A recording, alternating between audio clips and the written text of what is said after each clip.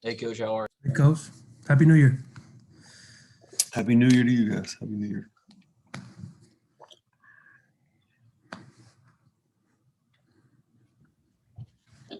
We'll go ahead and open it up for questions whenever you're ready.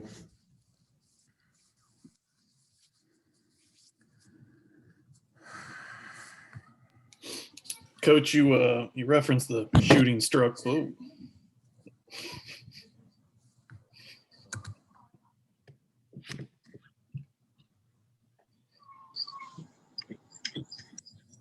Better at the start.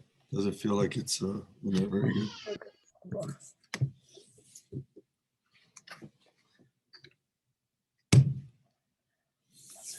Yeah, I think it's better. Can you hear me? Yep, gotcha. You referenced some of the shooting struggles in the Tulsa game. Do you feel like that's a mental thing for the players? Are you seeing better shooting in practice? Yeah, I think, it's the philosophy of shooting. If you look at those guys, and I've gone back, we chart every three they take in every competitive part of practice. When I mean competitive, anything, pretty much anything in 4-on-4 live or more, 4-on-4, 5-on-5 live. And right now, nobody is outside of Jeremiah shooting at the percentages that they are on a regular basis in practice. I think that the last two games, they've gotten rhythm shots. I think prior to that, our offense was so stagnant and the lack of ball movement that I didn't feel like they were going to make shots. Now I feel like the way the ball's moving and there's understanding of roles, that I was surprised that we didn't shoot better in Tulsa. And I just, I think water finds its mark a little bit when it comes to those type of things. But the thing we talk about is all the time, it's, confidence. Coach can't give you confidence, and that's a misnomer. Performance. You have to perform to gain confidence. In order to perform, you have to be prepared. So that's kind of what we lived in. I think the guys done a pretty good job of that during the course of the last few weeks. How is Jeremiah taking such a step forward from where he was last season, and what's the next thing for him to even have a bigger role in the offense? Well, I think for Jeremiah, it's a good question. I think for Jeremiah, you're dealing with a guy that, especially in this environment, his enthusiasm and his energy really permeates even more, right? Because you're dealing with nothing but sterile environments. And so I think that energy really is something that's not only more valuable for our team, but I think it lifts him up even more. And he does need to take the next step, and is going to have the opportunity to do that with our team in terms of, not turning the ball over as much, being a creator for others instead of just for himself, and making the game easier for those around him. I feel like he can take that next step, and I'm anxious to work with him on that. And he's just got to stay humble and stay about and understand the things that allowed him to be successful, and certainly not get away from that. Some of the other guys had bigger roles than him last year, but what's the key for Micah, Zach, or even, David Mamadou to take some of the similar steps that JD's obviously taken this year? Yeah, I think for those guys, it's reps, it's body. The physicality of our league, I think, is, I talked about Micah losing the weight he lost, and we didn't work with these guys. So, I don't think in the summer, to be quite honest, that Chris Vogt or Micah or maybe even Keith to a certain extent took the next step because they were limited in their ability to work out. And so I'm hoping that takes place now that we've probably done more skill development and more shooting than we've ever done in order to hopefully make up for that. Especially during this period in Christmas, holidays, where you get more hours with them. Coach, you mentioned Chris Vogt. Just looking at his numbers, I know he's had foul trouble in some of these games, but against USF, he had 13 in the last 3. He had 0, 0, and 4. What does he need to do offensively to kind of get back on rhythm? Yeah, I think he's, offensive rebounding for one. I think getting more offensive rebounds and putting them back in. I think running the floor, getting some easies in transition. I've said it from the beginning, we've got to do a better job to get him the ball, and our guys got to have a better sense of where he's at on the floor. I think, USF, we ran a lot of quick hitters for him. Probably got to get back to that to a certain degree. I think he's just got to find his mojo a little bit, kind of, see the ball go in the basket a little bit. And, most guys do that from the free throw line. He's not a great free throw shooter, but I think rebounding the basketball would really help, getting out in transition, making some plays. And, he's got some shoulder issues. I mean, he's got to stay healthy. Being fresh for him is important too, both mentally and physically.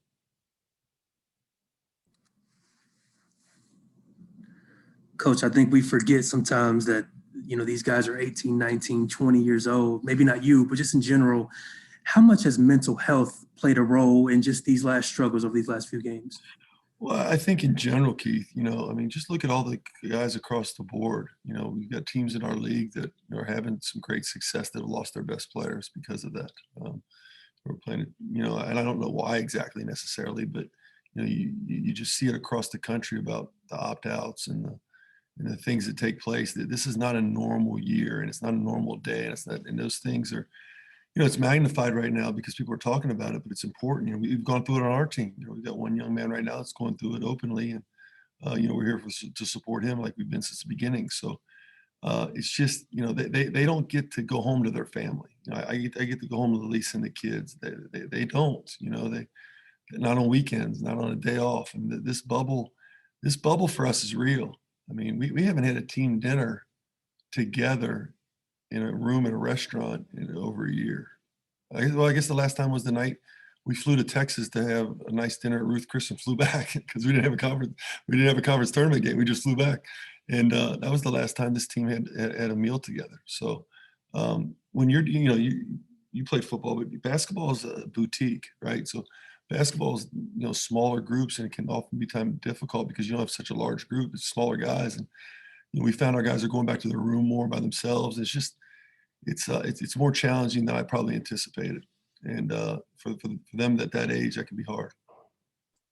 To follow up on that, is there ways day to day that you're trying to mix stuff up, do anything different at practice to try to make it, I don't know, less bubble by yourself like? So we had practice in the arena the other day, and I guess some pictures were out in this because I think the football players were eating in the arena, so they got a chance to watch a little bit of it. And we never practiced in the arena, and the reason we did is because we went downstairs and had a wiffle ball stadium built in the practice facility. So we played a wiffle ball game, and for which the coaches won, and I was pitching. We won in 6. Zach asked how many innings we were going to play, and I said, well, until the coaches win. So we got up in the top of the 6th, and we won in the bottom of the 6th, and the game was over. But yeah, so we did that. It's about the extent of what you can do. We've talked about some other things, but we really can't do any other thing. So they had a good time. It was fun.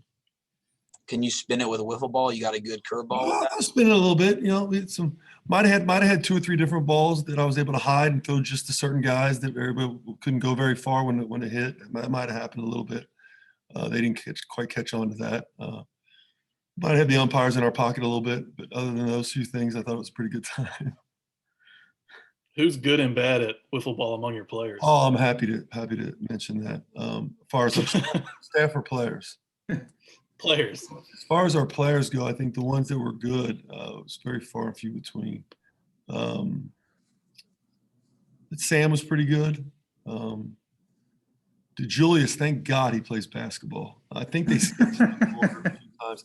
I think DeJulius was supposed to bat 9th, and I swear they skipped him at least one time through. We joked with Mamadou and those guys. It's not cricket, Dave's from not Dave, but Rob's from England. So we joked it was a different bat. I'm trying to think who was good. Matson acted like he was good, Mason, but he was the last out of the game. I struck him out on 4 pitches. So Tari might have hit a home run that we called foul. That was really fair. Other than that, I thought it was a pretty good game. So that's a lot of off the court stuff, in terms of like mental health. How challenging has it been to establish, you always talk about the roles that players have, to establish those with some of the, whether it's somebody coming and going or just kind of the whole unknown of this season? I think they've gotten established more and more. I think we're closer to, I don't use the word breakthrough. I think we're closer to understanding who we are and what we can be. Now that we're how many games in? 8 games in. I forgot that we're only 8 games in. This time of year, we're usually 16 games in or whatever. So I feel like we've taken some steps in terms of that in the last few days from an understanding of, for me, more of a clarity about what we have and how we need to play.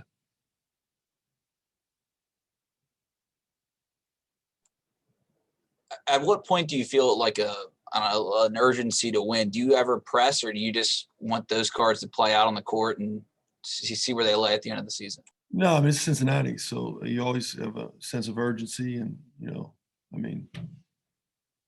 yeah, I don't not fun to be inside my head right now, or on a daily basis.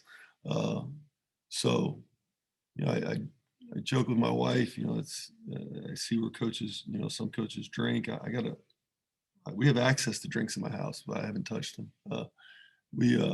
Though my office at my house is connected to our bar area, which would be really good if I started that. But it's stressful at times, but when you watch your guys grow and you watch your guys get better and understand what they want to do, and then you find your guys are frustrated, can't make shots, you really worry about them more, about how they're going to take the next step and what they're going to do. And the energy they've had the last few practices has been as rewarding to me as anything, because in a pandemic where you've lost several in a row and there's no students on campus, sometimes you fight that. And I haven't fought that at all with these guys, which has been, that's why I like this group a lot, and why I do think we're going to end up where we need to be. Obviously, it's got to happen sooner than later, because the losing needs to be done. We need to start winning games. Mamadou came back. I think he dealt with foul trouble against Tulsa, but he looked effective in the minutes he was out there. Could you feel his presence back and having that athlete, that rebounder down there? Yeah, he blocked a shot, moved around. You could feel his presence on the bench. You saw the enthusiasm he has. He's a bundle of energy. It's like anything else. It's going to take him a while to get his feet under him.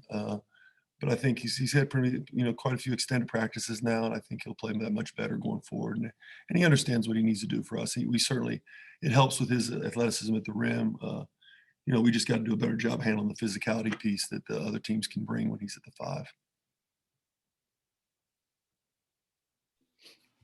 Whether from your first season at NKU or, obviously I know you were at Alabama when they had a coaching change. Was there anything you took from maybe some tougher stretches at any point in your coaching career that applied to right now? Yeah. I think, for me, when I took the job, I knew last year was going to be a year that we were going to go after it. I mean, with Jaron and Trey, I mean, those two were, special players. And then you had Jade into the mix, who was really miss him. I mean, the way he spaced the floor. So I knew transitionally, just from a recruiting thing and just the classes that were made, I knew this year would be typically a coach's first year, maybe, if there was people left. So we went on that team. We were headed to the NCAA tournament. I felt like we had a chance to have some success, and I knew this would be the transitional year. And we put together an awfully tough schedule for that, and then obviously, we were stuck with a schedule that we couldn't really change. Knowing that in the stretch that I've had before, I mean, I understand where this team, how to get them there, how we need to get there. We do need to have some individuals step up and play well. We do need to shoot the ball better, but I also think there's some things schematically that we're now getting in place that really help them. And whether that means we win at SMU or Wichita, it's 2 tough places to go, and you got to try to get off the skid. But I do feel like we're in a better place now in terms of. I haven't done a great job with these guys early on because I just didn't really understand our team. Now I feel like I do. So I think we'll see a better product on the floor, certainly than what we've seen to this point, because I don't think we've played particularly well in a lot of stretches.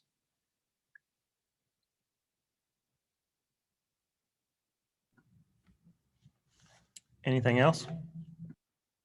Thanks, guys. Appreciate it. Thanks, Coach. Thanks, Coach.